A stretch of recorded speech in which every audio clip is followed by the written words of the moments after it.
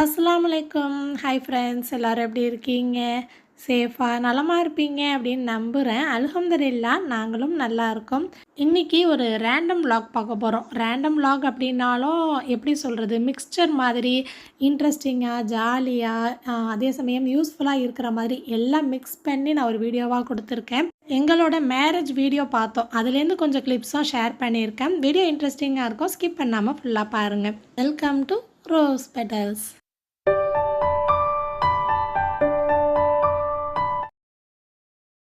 காலையில் ஒரு 10 மணி இருக்கும், எல்லாருமே ரெடி ஆகிட்டோம். அன்றைக்கி எங்கே போகிறோம் அப்படின்னா மச்சி வீட்டுக்கு தான் கிளம்பி போயிட்டுருக்கோம். நான் அம்மா வீட்டுக்கு வந்தோன்னே ஒரு vlog போட்டிருப்பேன். அதில் வந்து நிக்காஹ் அட்டன் பண்ணதாக சொல்லியிருப்பேன் இல்லையா, அது வந்து மச்சி வீட்டு ரிலேட்டிவ்ஸ் தான். அந்த பொண்ணு மாப்பிள்ளைக்கு சாப்பாடு ஆக்கி போடுறதுக்காக தான் அன்றைக்கி ஏற்பாடு பண்ணியிருந்தாங்க. என்னை எப்போ இன்வைட் பண்ணாலும் சரி, இல்லை சும்மா நார்மல் டேஸில் சும்மா போயிட்டு வருவோம்ல, அந்த மாதிரி போனால் கூட நீ எப்போ தூங்கி எந்திரிக்கிறியோ, உனக்கு எப்போ வந்து முடியுமோ நீ வா, லேட்டாக வந்தாலும் பரவாயில்ல அப்படின்னு தான் மச்சி சொல்லுவாங்க. பொண்ணு மாப்பிள்ளைக்கு சாப்பாடு ஆக்கிற விருந்து அப்படிங்கிறதுனால அவங்க வர்றதுக்கு முன்னாடியே நம்ம போனால் தானே நல்லாயிருக்கும் அப்படின்னு சொல்லிட்டு நானும் போயிட்டேன். என்னோடய வீடியோஸில் விலாக்லலாம் பார்த்துருந்தீங்கன்னா நிறையா வந்து இந்த குட்டீஸ்லாம் வச்சு நான் வீடியோஸ் எடுத்து தான் நான் பேச நினைக்கிறத உங்கள் கூட ஷேர் பண்ணுவேன். ஏன்னா நான் வீடியோவுக்கு முன்னாடி நின்று பேசல இல்லையா, ஸோ அந்த மாதிரி பேசினா நான் ஈஸியாக வந்து பேசி சொல்லிடுவேன். நான் பேசுகிறது கன்வே பண்ணுறதுக்கு எனக்கு ஒரு வீடியோ கிளிப்ஸ்லாம் தேவைப்படும். ஸோ அதனால தான் வந்து மேக்ஸிமம் நான் பிள்ளைங்களை கவர் பண்ணி போடுறது. நான் வந்து எப்போதுமே சரி, வீடியோஸ்க்காக மட்டும் அப்படின்னு கிடையாது, பிள்ளைங்களை வந்து வீடியோஸ் எடுக்கிறது, ஃபோட்டோஸ் எடுக்கிறது அதிகமாக எடுத்து ஸ்டோர் பண்ணிப்பேன். எனக்கு அந்த ஃப்ரீ டைம்லலாம் வந்து எடுத்து திரும்பி பார்க்குறது ரொம்ப பிடிக்கும். கொஞ்சமாக வீடியோஸில் வந்து ஷேர் பண்ணுவேன். அதோட வந்து பொண்ணு மாப்பிள்ளை எல்லாருமே வந்துட்டாங்க. அதோட சாப்பாடுமே வந்துருச்சு. நான் ஈத் vlogல சொல்லியிருந்தேன் இல்லையா, சேம் அதே மெனு தான். Mutton biryani, chicken 65, dalcha, bread halwa, முட்டை, அப்புறம் கோதுமை குருணையில் பாயாசம், அதே தான் சொல்லியிருந்தோம். அதோட எங்கள் ஊர் பக்கத்தில் ஐயம்பேட்டை இருக்குது. அங்கேருந்து ஒரு சிஸ்டர் வந்து என்கிட்ட கமெண்ட் பண்ணியிருந்தாங்க, நீங்கள் யார்கிட்ட சிஸ்டர் சாப்பாடு சொல்வீங்க, இங்கெல்லாம் சொன்னாக்கா அவ்வளோவா நல்லா இருக்காது அப்படின்னு கேட்டாங்க. பண்டாரவடை பக்கம் வந்து அலி பண்டாரி அப்படின்னு சொன்னால் நிறையா பேருக்கு தெரிஞ்சிருக்கும். எப்போவுமே அவங்கள்ட்ட தான் சொல்கிறது. அதுவும் முக்கியமாக வந்து நம்ம 10 பேருக்கு சாப்பாடு சொல்கிறோம் அப்படின்னா 12லேருந்து 13 பேர் சாப்பிட்ற மாதிரி தாராளமாக இருக்கும். நான் சின்ன பிள்ளையாக இருக்கும் போதெல்லாம் வந்து ஏதாவது சாப்பாடு ஆக்கணும் அப்படின்னா வீட்டுக்கு வந்து கொல்லை பக்கத்தில் விறகடுப்புலாம் வச்சு பொருள்லாம் வந்து வாங்க சொல்லி நம்மளை அந்த மாதிரி செஞ்சு கொடுப்பாங்க. இப்போ வந்து அவங்க இடத்துலையே சாப்பாடு செஞ்சுட்டு நமக்கு கொண்டு வந்து சாப்பாடு மட்டும் இறக்கிடுறாங்க. முதல்ல மாப்பிள்ளை வீட்டுக்கு கொடுத்து விடுறதுக்காக சாப்பாடு எடுத்துகிட்டு இருந்தாங்க. மச்சி வந்து பார்த்திங்கன்னா ஹாட் பேக்கு, அப்புறம் அந்த கேரியர் வக்கல்லாம் இருக்கும்ல, எல்லாமே வந்து அப்படியே புதுசாக வாங்கி அதிலே வச்சு அப்படியே அந்த பொருளோடு வந்து மாப்பிள்ளை வீட்டுக்கு கொடுத்து விட்டுட்டாங்க. அவங்க புதுக்கோட்டை பக்கம் அப்படிங்கிறதுனால சாப்பாட்டோடு சேர்த்து எங்கள் ஊர் பக்கம் இருக்கக்கூடிய ஃபேமஸான பணியார வகைலாம், பதற்பூரியா, சீனி வடை, முறுக்கு, தொத்தல், இந்த மாதிரி எல்லாமே வந்து வாங்கி ஸ்வீட்டும் சேர்த்து கொடுத்து விட்டுருந்தாங்க. அதெல்லாம் சுத்தமாக என்னால் வீடியோ எடுக்கவே முடியல. ஏன்னா இந்த பக்கம் சாப்பாடு வைக்கிற வேலையை ஆரம்பிச்சாச்சா, ஸோ இங்கே நின்றதுனால அந்த பக்கம் போய் நான் வீடியோஸ் எதுவுமே எடுக்கவே இல்லை. எங்களுக்கு மேரேஜ் நடந்த அந்த பீரியட்ஸ்லலாம் பார்த்திங்கன்னா, மேரேஜ் முடிஞ்சு அந்த பால் காய்ச்சினதுக்கு அப்புறமா ஒவ்வொருத்தவங்க வீட்டுக்காக வந்து விருந்துக்கு போகிற மாதிரி இருக்கும், ரிலேட்டிவ்ஸ் வீட்டுக்கெல்லாம். ஆனால் இப்போ கொஞ்ச நாளாக ஊர் பக்கம்லாம் பார்த்துட்ருக்கேன், பால் காய்ச்சிட்டு ஃபஸ்ட்டு ஹனிமூன் ட்ரிப் போயிடுறாங்க, அதுக்கப்புறமா வந்து தான் ரிலேட்டிவ்ஸ் வீட்டில் விருந்துலாம் அட்டன் பண்ணுறது. இதுவும் நல்லா தானே இருக்குது அப்படின்னு நினச்சிட்டு இருந்தேன். ஸோ உங்கள் ஊர் பக்கம்லாம் எந்த மாதிரி இருக்கும் அப்படின்னு சொல்லுங்கள். அதோட அன்றைக்கி வெஜ்ஜுக்காக பார்த்திங்கன்னா நான் அப்புறம் பன்னீர்லாம் சொல்லியிருந்தோம். ஸோ அதுவுமே வந்து கொஞ்சம் கொஞ்சம் வச்சு சாப்பிட்டோம். அதோடு எல்லாருமே சாப்பிட்டதுக்கப்புறம் ஈவினிங் பொண்ணு மாப்பிள்ளைக்கு கேம்ஸ் மாதிரி வச்சுருந்தோம். ஆளுக்கு ஒரு ஃபோனும் ஒரு பர்ஸும் 2 கையில் கொடுத்துருந்தோம். ஒரு கொஷின் கேட்டு 2 பேரும் ஒரே டைம்லேயே ஆன்சர் சொல்லணும். அவங்களுக்குள்ளே எப்படி அண்டர்ஸ்டாண்டிங் இருக்குது அப்படின்னு சொல்லிட்டு நிறையா கொஷின்ஸ் கேட்டிருந்தோம். மேக்ஸிமம் ஒரே மாதிரி தான் ஆன்சர் பண்ணியிருந்தாங்க, மாஷா அல்லாஹ். அதோட வந்து பார்த்திங்கன்னா நல்லா எல்லோரும் சுற்றி உட்காந்துக்கிட்டு சவுண்டு விட்டுக்கிட்டு பிள்ளைங்க நாங்கள் எல்லோரும் சேர்ந்து பார்க்கும்போது ரொம்ப ஃபன்னாக ஜாலியாக இருந்துச்சு. கிஃப்ட்டு வந்து நல்லா நீட்டாக மதியானம் உட்காந்து பேக் பண்ணிகிட்டு இருந்தோம். சாரீ, ஜுவல்ஸ், அப்புறம் ஷர்ட்டு, வாட்ச் எல்லாமே வந்து கொடுத்தாங்க. அன்றைக்கி நாள் ரொம்ப சூப்பராக அங்கே போச்சு. அதோட அன்றைக்கி நைட்டு வந்து நான் வீடியோ எடுக்க ஸ்டார்ட் பண்ணியிருக்கேன். எனக்கு வந்து கம்பங்கூழ் சாப்பிட்ணும் அப்படின்னு சொல்லிட்டு திடீர்னு ஆசை வந்துருச்சு. ஊர்லேயுமே வெயில் அதிகமாக இருந்துச்சா, நான் வந்து பார்த்திங்கன்னா கம்பு வந்து இங்கே வீட்டில் தண்ணியில் அலசி வெயிலில் காய வச்சு வச்சுருப்பாங்க. அதை தான் வந்து பவுடர் பண்ணி எடுத்திருக்கேன். நீங்கள் ரெடிமேடாக கம்பு மாவுன்னு விற்கும், அது இன்னுமே நல்லா நைஸாக இருக்கும். ஸோ அந்த மாதிரியும் யூஸ் பண்ணிக்கலாம், இப்படியும் யூஸ் பண்ணலாம், எல்லாமே ஒன்று தான். குக்கர் எடுத்திருக்கேன். ஏன்னா குக்கர் வந்து நமக்கு கை பிடிச்சிக்கிட்டு அந்த புடி இருக்கும்ல, அதை பிடிச்சிக்கிட்டு கிண்ட ஈஸியாக இருக்கும். குக்கர் கனமாக இருக்கிறதுனால அடி பிடிக்காது. அதனால் நான் குக்கரில் வந்து 2 கிளாஸ் அளவுக்கு தண்ணி வச்சுருக்கேன். இங்கே 1 கிளாஸ் அளவுக்கு கம்பு மாவை வந்து 1 கிளாஸ் தண்ணியில் நல்லா கரைச்சி தனியாக வச்சுருக்கேன். மொத்தம் 3 கிளாஸ் அளவுக்கு தண்ணி சேர்த்துருக்கேன். எடுத்திருந்த தண்ணியில் கொஞ்சமாக உப்பு சேர்த்துட்டு கரைச்சி வச்சுருந்த கம்பு இருக்குது இல்லையா, அந்த கம்பு மாவை சேர்த்து நல்லா கைவிடாமல் கிண்டிக்கிட்டே இருக்கணும். இதே மாதிரியே ராகி மாவு, அதாவது கேழ்வரகு மாவு வச்சா நம்ம செய்யலாம். சேம் இதே மெத்தட் தான். கொஞ்ச நேரம் கிண்டும் போதே அந்த மாவு தண்ணி எல்லாம் ஒன்று சேர்ந்து இறுகி வர ஆரம்பிக்கும். இந்த ஸ்டேஜில் வந்து ஒரு அரை கிளாஸ் அளவுக்கு சோறு, பழைய சோறு இருந்தாலும் சரி, இல்லை வடித்த சோறு இருந்தாலும் சரி, தாராளமாக சேர்க்கலாம். ஒரு 10 நிமிஷத்துக்கு மீடியம் ஃப்ளேமில் வச்சு கைவிடாமல் கிண்டிக்கிட்டே இருக்கணும். அப்போ தான் அந்த கம்பு வந்து நமக்கு வெந்து வரும். அந்த காலத்தில் பார்த்திங்கன்னா முழு கம்பை ஊற வச்சு அதை ஒரு நாள் ஊற வைப்பாங்க, அரைச்சி அதை ஒரு நாள் புளிக்க வைப்பாங்க. அந்த மாவை ஸ்டவ்வில் வச்சு கிண்டி கூழ் செய்வாங்க. அது ஒரு பெரிய ப்ராசஸாக இருக்கும், கொஞ்சம் புளிப்பும் அதிகமாக இருக்கும். ஸோ இது வந்து கொஞ்சம் ஈஸியாக சட்டுன்னு செய்கிற மாதிரி. அதுவும் இல்லாமல் இந்த மாதிரி செய்யும் போது கொஞ்சம் புளிப்பும் கம்மியாக இருக்கும், சாப்பிட நல்லாயிருக்கும். நல்லா ஒரு 10 நிமிஷம் கிண்டினதுக்கப்புறம் கையில் வந்து லேசாக தண்ணி நிலச்சிட்டு தொட்டு பார்க்கணும். இந்த மாதிரி ஒட்டுச்சு அப்படின்னா இன்னும் வேகலை அப்படின்னு அர்த்தம். இன்னொரு 10 நிமிஷத்துக்கு நான் நல்லா கைவிடாமல் கிண்டிட்டு மறுபடியும் வந்து ஈரக்கையில் தண்ணி வச்சுட்டு தொட்டு பார்க்குறேன். இப்போ வந்து கொஞ்சம் கூட ஒட்டவே இல்லை, அவ்வளோதான். நமக்கு மாவு நல்லா வெந்துருச்சு. சூடாக இருக்கும். கொஞ்சம் நேரம் ஆறுனதுக்கப்புறமா பார்த்திங்கன்னா இன்னுமே நல்லா கெட்டியாகிடும். நல்லா வந்து மிக்ஸ் பண்ணி விட்டுட்டு ஒரு கரண்டியில் கூட நீங்கள் எடுத்து இந்த மாதிரி தண்ணியில் போடலாம். ஆனால் நான் வந்து அந்த கம்பை தானே அரைச்சி மாவாக்கி செஞ்சுருந்தேன், அதனால் கொஞ்சம் கொரப்பாக இருந்துச்சு. கையிலேயே எடுத்து சின்ன சின்ன உருண்டையாக உருட்டி தண்ணி நம்ம குடிக்கிற தண்ணியில் இந்த மாதிரி ஒரு பானையில் வச்சு போட்டுருணும்.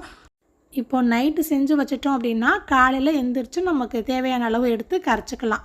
ஒரு ஆளுக்கு ஒரு உருண்டை இல்லைன்னா 2 உருண்டை இந்த மாதிரி எடுத்துக்கலாம். இது நைட்டு பூரா வந்து புளிச்சு வரணும். காலையில் எந்திரிச்சு நான் வந்ததே கொஞ்சம் லேட்டு தான். நேராக வந்து பார்க்குறேன் பிள்ளைங்க எல்லாருமே குளிச்சுட்டு இருந்தாங்க. நல்ல வெயிலாக அந்த மாதிரி தண்ணி தொட்டியில் வந்து தண்ணி நிரப்பி 2 பேரும் இறங்குனாங்க அப்படின்னா கிட்டத்தட்ட 1 மணி நேரம் கூட தண்ணியிலேயே இருப்பாங்க. ஸோ அதுக்கப்புறமா கிச்சன் போய் பார்த்துட்டு 2 உருண்டை மட்டும் நான் எடுத்துக்கிட்டேன். எங்கடா சட்டியில் உருண்டை உருட்டி போட்டேனே காணுமேன்னு கேட்பீங்க, அதெல்லாம் பாதி காலி ஆயிடுச்சு. ஸோ அதுக்கப்புறமா 2 உருண்டை மட்டும் எடுத்துகிட்டு அந்த தண்ணியோடு அப்படியே மோரில் போட்டு நல்லா மிக்ஸ் பண்ணிவிட்டு சின்ன வெங்காயம், பச்சை மிளகா எல்லாமே நல்லா சின்ன சின்னதாக கட் பண்ணி போட்டு குடித்தா அவ்வளோ சூப்பராக இருக்கும். நல்லா வெயில் நிறைஞ்சிருக்கும், வெயிலுக்கெலாம் ரொம்ப நல்லது. வெள்ளிக்கிழமை அன்றைக்கி, அதனால் கொஞ்சம் ஸ்பெஷலாக பண்ணியிருந்தோம். ரெசிபிலாம் நான் எதுவுமே டீட்டெயிலாக எடுக்கலை, ஏன்னா ஏற்கனவே நம்ம சேனலில் நிறைய தடவை நான் போட்டுட்டேன்னா. பலாசோறு, இந்த பக்கம் வந்து மட்டன் போட்டு உருளைக்கிழங்குலாம் சேர்த்து குருமா வச்சுருந்தாங்க, கத்திரிக்காய் பச்சடி, அப்புறம் வெங்காய பச்சடிக்கு வெங்காயம் மட்டும் கட் பண்ணியிருக்கு, தயிர் சேர்த்து மிக்ஸ் பண்ணணும். செஞ்சு முடித்ததுக்கப்புறம் ஜஸ்ட்டு கொஞ்சம் வீடியோ கிளிப்ஸ் மட்டும் எடுத்திருந்தேன். வீட்டுக்கு பக்கத்துலேயே தான் பள்ளிவாசலாக, எல்லாருமே வந்து தொழுகை கிளம்பிட்டாங்க. யூடியூப்லேயே வந்து எனக்கு வீடியோ போடுறதுல ரொம்ப கஷ்டமான வேலை என்னென்னா அந்த ரேண்டம் vlog போடுறது தான். ஒரே நாள் வீடியோ எடுக்கிறேன், ஒரு ரெசிபி எடுக்கிறேன் அப்படின்னா கொஞ்சம் ஈஸியாக வந்து எடிட் பண்ணி போட்டுருவேன்.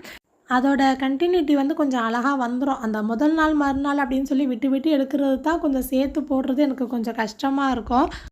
அது மட்டும் இல்லாமல் இங்கே ஊரில் இருக்கிற வரைக்கும் தான் அந்த மாதிரி சுற்றி எல்லாரையும் காட்டி பிள்ளைங்களெல்லாம் காட்டி என்னால் வீடியோ போட முடியும். இதுவே அந்தமான் போயிட்டேன் அப்படின்னா மோஸ்ட்லி நான் கிச்சன் தான் காட்டுற மாதிரி இருக்கும்.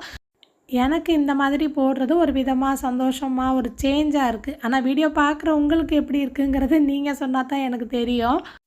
அன்றைக்கி நைட்டு வந்து தந்தூரி சிக்கன் பண்ணிடலாம் அப்படின்னு சொல்லிட்டு நல்லா பெரிய பெரிய பீசஸாக போட்டு சிக்கன் வந்து நடுவிலலாம் ஸ்லைஸ் போட்டு எடுத்து வச்சுருக்கோம். நல்லா 2 கிலோ கிட்ட இருக்கும். அதுக்கு வந்து பார்த்திங்கன்னா ஒரு 3லேருந்து 4 டேபிள் ஸ்பூன் அளவுக்கு இஞ்சி பூண்டு பேஸ்ட்டு, 2 பாக்ஸ் வந்து தயிர். தயிர் வந்து கிளாஸில் சொல்லணுன்னா அரை கிளாஸ் இல்லைன்னா அரை கப் அளவுக்கு இருக்கும். 1 டேபிள் ஸ்பூன் உப்பு, 2 டேபிள் ஸ்பூன் மிளகாய்த்தூள், 3 டேபிள் ஸ்பூன் காஷ்மீர் மிளகாய்த்தூள், 1 டீஸ்பூன் கரம் மசாலா, 1 டீஸ்பூன் அளவுக்கு ஜீரகத்தூள், 1 டேபிள் ஸ்பூன் மிளகுத்தூள். நான் கரம் மசாலாவும் காஷ்மீர் மிளகாய்த்தூள் சேர்க்கும் போதும் வீடியோ கிளிப் வந்து ஆன் பண்ணவே இல்லை. காஷ்மீர் மிளகாய்த்தூள் சேர்க்கும் போது தான் நல்ல கலர் வரும். அதனால் கண்டிப்பாக சேர்த்துக்கோங்க. ஒரு 2 டேபிள் ஸ்பூன் அளவுக்கு சமையல் எண்ணெய், ஒரு எலுமிச்சைப்பழ சாறு வந்து ஃபுல்லாக சேர்த்துருக்காங்க. எலுமிச்சைப்பழம் வந்து பார்த்திங்கன்னா இதில் பிழிஞ்சாலும் அந்தளவுக்கு வராது. அதனால் எடுத்து கடைசியில் கையில் ஒரு தடவை பிழிஞ்சிடுறது. நான் செய்யலை, அண்ணன் ஒய்ஃப் தான் வந்து மசாலா போட்டுட்ருந்தாங்க. தந்தூரி சிக்கன் மசாலா அப்படின்னு சொல்லிட்டு கடைகள்லாம் விற்கிது. ஆனால் அதோட டேஸ்ட் வந்து ரொம்ப ஃப்ளேவர் அதிகமாக இருக்கும். இது ஃப்ளேவர் மைல்டாக இருக்கும், பிள்ளைங்களுக்கெல்லாம் பிடிக்கும். முதல்ல மசாலா எல்லாத்தையுமே நல்லா மிக்ஸ் பண்ணி ஒன்று சேர்த்துட்டு அதுக்கப்புறமா சிக்கனில் வந்து மேரினேட் பண்ணிடணும். நம்ம எப்போ தந்தூரி சிக்கன் ரெடி பண்ண போகிறோமோ அதுலேருந்து 8லேருந்து 10 மணி நேரம் முன்னாடியே வந்து மசாலா தடவி வச்சா தான் சிக்கன் நல்லா சாஃப்டாக ஜூஸியாக இருக்கும். 2 டேபிள் ஸ்பூன் வினிகர் இருந்தால் கூட சேர்க்கலாம். அதுவுமே வந்து சிக்கன் நல்லா சாஃப்டாக்கி கொடுக்கும். தந்தூரி சிக்கன் மசாலா அப்படின்னு சொல்லிட்டு கடைகளெல்லாம் விற்கிது தனியாகவே. ஆனால் நம்ம பண்ணுற சமையலில் அதிகபட்சம் வெளியிலேருந்து மசாலா வாங்கி யூஸ் பண்ணுறதில்ல. ஏன்னா வீட்டில் இருக்கிற மசாலா இந்த மாதிரி போட்டு கொடுத்து பிள்ளைங்களுக்கு பழக்கிட்டோம் அப்படின்னா இதுவே பிடிச்சிரும். இதுவே வெளியில் வாங்கி போட்டோம் அப்படின்னா அதோட டேஸ்ட்டுக்கும் வீட்டில் இருக்கிற மசாலா டேஸ்ட்டுக்கும் வித்தியாசம் இருக்குது இல்லையா?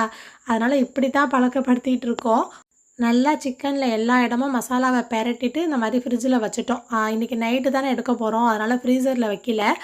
வீட்டுக்கும் சைடில் அந்த வெளிப்பக்கத்தில் வந்து ஃபுல்லாக செங்கக்கல் வச்சு நடுவில் வந்து மணல்லாம் போட்டு அந்த தேங்காய் மட்டை இருக்கும்ல அதெல்லாம் போட்டு நல்லா கொளுத்தி விட்டுட்டு கறி இருக்குது இல்லையா, கறினா சார்கோல், நிறைய சார்கோல் வந்து பாப்பு எடுத்து வச்சுருக்காங்க. இது முழுக்க முழுக்க வந்து எங்கள் பாப்போட ஆசை. ஏன்னா நாங்கள் அந்தமானில் இருக்கும்போது ஒரு தடவை இந்த மாதிரி செஞ்சு தந்தூரி சிக்கன் சாப்பிட்ருக்காங்க.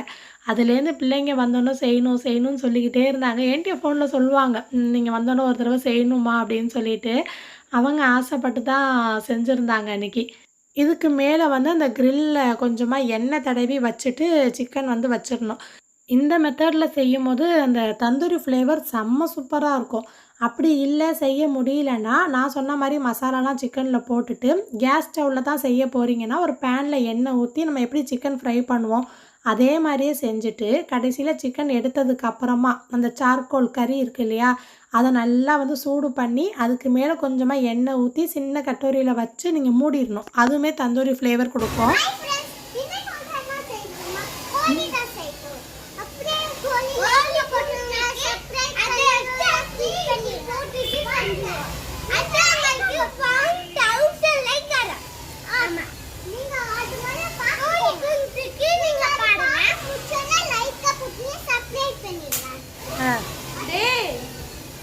இருடா பேசு.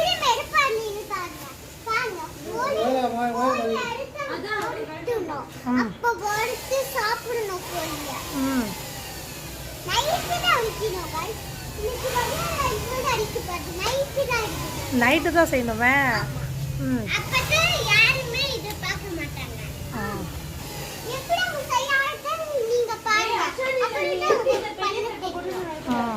இந்த குட்டீஸ்கிட்ட பேசிக்கிட்டே நான் வீடியோ எடுத்ததே மறந்துட்டேன். அப்புறம் மேலே வந்து க்ரில்லில் கொஞ்சமாக எண்ணெய் தடவி நம்ம மசாலா தடவி இந்த சிக்கன்லாம் வச்சு நல்லா ஃப்ரை பண்ணி எடுத்தாச்சு.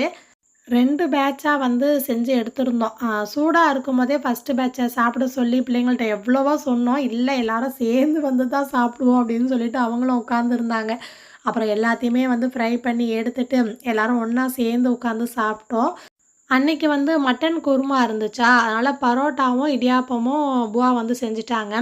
மயோனைஸ் வந்து நான் தான் பண்ணேன். ஆனால் ஃபோனில் சுத்தமாக சார்ஜ் இல்லாததுனால எதையுமே என்னால் வீடியோ எடுக்க முடியல. மசாலா நல்லா மைல்டாக தந்தூரி ஃப்ளேவரோட சிக்கனுமே நல்லா வெந்திருந்துச்சு. வீடியோவில் பார்க்கும்போது தந்தூரி செஞ்சோம் சாப்பிட்டோம் அப்படின்னு தோணும். ஆனால் இதுக்கு பின்னாடி வந்து இன்றைக்கி செய்யலாமா நாளைக்கா அப்படின்னு ஒரு பிளான் போட்டதாக இருக்கட்டும், பிள்ளைங்களுக்காக செய்யணுமே அப்படின்னு ரொம்ப நாளாக எங்கள் பாப்பு சொல்லிகிட்டு இருந்தாங்களா, பேர பிள்ளைங்களெல்லாம் சாப்பிட வச்சு பார்த்தது. அதே மாதிரி எல்லோரும் ஒன்றா சேர்ந்து கிச்சனில் எல்லாமே வெளியில் வச்சு சமைக்கும் போது சின்ன சின்ன ஹெல்ப்லாம் பிள்ளைங்க பண்ணாங்க. ஏதோ அவங்களே சேர்ந்து சமைச்ச மாதிரி அவங்களுக்கு ஒரு ஃபீலிங் இருந்துச்சு. எல்லாரும் ஒன்றா சேர்ந்து ஒரு ஃபேமிலி டைம் மாதிரி அமைஞ்சிச்சு. நிறைவாக இருந்துச்சு அன்றைக்கி. இங்கே வா ஆஃபீஸ், இங்கே வா. அதுலேருந்து வீடியோ கட் ஆகி அப்படியே அடுத்த நாள் மதியானம் மச்சி வீட்டில் வந்து கண்டினியூ பண்ணியிருக்கேன். நான் போகிறது வரதெல்லாம் சும்மா சும்மா காமிச்சிட்டு இருந்தேன் அப்படின்னா அவங்களுக்கு போர் அடிச்சிடும் இல்லையா, அதனால் டைரெக்டாக நான் வீடியோக்குள்ளேயே போயிட்டேன். அந்த டைம் கிட்ட பார்த்தீங்கன்னா ஒவ்வொருத்தவங்க மேரேஜ் வீடியோவாக ஒவ்வொரு நாளாக போட்டு பார்த்துட்டு இருந்தோம். அன்னைக்கு வந்து எங்களோட மேரேஜ் வீடியோ போட்டிருந்தோம். நல்லா கிட்ட போய் உட்காந்துக்கிட்டு எனக்கு பிடிச்ச மாதிரியான வீடியோ கிளிப்ஸ் எல்லாத்தையுமே நான் ஃபோனில் வந்து ரெக்கார்ட் பண்ணிகிட்டு இருந்தேன். எங்களோட மேரேஜே வந்து ஒரு தனி வீடியோவாக விலாகாக கொடுக்கலாம். அந்த அளவுக்கு நிறைய விஷயங்கள் இருக்குது. நான் வந்து கொஞ்சம் கொஞ்சமாக வீடியோஸ் ஃபோனில் எடுத்திருந்தேன்னா அதுலேருந்து எடுத்து கொஞ்சமாக தான் இன்றைக்கி விலாகில் வந்து ஷேர் பண்ணியிருக்கேன். அதுவும் அன்னைக்கு வந்து நாங்கள், அப்புறம் என் பசங்க, கொழுந்தனார் பசங்க, நாத்தனார் பசங்க எல்லாரும் ஒன்றா சேர்ந்து பார்த்துட்டு இருந்தோமா. அதுவும் நம்ம பசங்களோட வீடியோ பார்க்குறோம் அப்படின்னா சொல்லவா வேணும். ஆசிர் சின்ன வயசில் கேட்ட மாதிரியே தான் அர்ஷானும் அவன் எங்கே அப்படின்னு கேட்டுட்டு இருந்தான். கல்யாணம் பண்ணால் ஒரு பொண்ணோட லைஃபே மாறிடும் அப்படின்னு நிறைய பேர் சொல்லுவாங்க. ஆனால் நம்ம போடுற கையெழுத்து நம்மளோட தலையெழுத்தை மட்டும் நிர்ணயிக்கிறது கிடையாது. கல்யாணத்துக்கு அப்புறம் ஒரு பொண்ணுக்கு மட்டும் இந்த வாழ்க்கை மாறலை, அது ஆணுக்கும் பொருந்தோங்கிறது என்னோட கருத்து. அந்த மாற்றம் எப்படி அமையுதுங்கிறத பொறுத்து மேரேஜ் லைஃப் வந்து இருக்கும். இப்போ எவ்வளோ காஸ்ட்லியான ஒரு ஃபோன் வச்சு நம்ம ஃபோட்டோஸ் வீடியோஸ் இந்த மாதிரி எடுத்து வச்சுக்கிட்டாலும் நிறைய பார்த்திங்கன்னா அப்போ இருக்கிற அந்த பழைய ஆல்பம்லாம் இருக்குது இல்லையா, அதில் இருக்கிற மெமரிஸும் இந்த மாதிரி வீடியோஸ் பார்க்கும்போது கொடுக்குற மெமரிஸ்க்கும் ஈடே இருக்காது. ஒரு நிமிஷம் லைஃப்பில் ரீவைண்ட் பண்ணி பின்னாடி போய் பார்க்கும்போது தான் நாள் எவ்வளோ ஃபாஸ்ட்டாக ஓடுது அப்படிங்கிறதே புரியுது. எல்லாரோட சேர்ந்து உட்காந்து பார்க்கும்போது கொஞ்சம் ஒரு மாதிரி இருந்துச்சு. பயங்கரமாக அன்றைக்கி எல்லோரும் ஓட்டிகிட்டு இருந்தாங்க. ஹர்ஷான் கிட்ட வந்து கேக் சாப்பிட்ற மாதிரியும் என்னை வந்து குனிஞ்சு குனிஞ்சு வேற பார்த்துக்கிட்டே இருந்தான் வீடியோவில். இந்த மொமெண்ட்ஸ் என்னோடய சப்ஸ்கிரைபர்ஸ்க்காக ஏன் ஹாப்பினஸ்ஸை நான் ஷேர் பண்ணியிருக்கேன். இந்த விலாக் இதோட முடியுது. என்ன நினைக்கிறீங்க, பிடிச்சிருந்துச்சா அப்படின்னு கமெண்ட் பண்ணி சொல்லுங்கள். வீடியோ ஃபுல்லாக பார்த்தவங்களுக்கு தேங்க்யூ.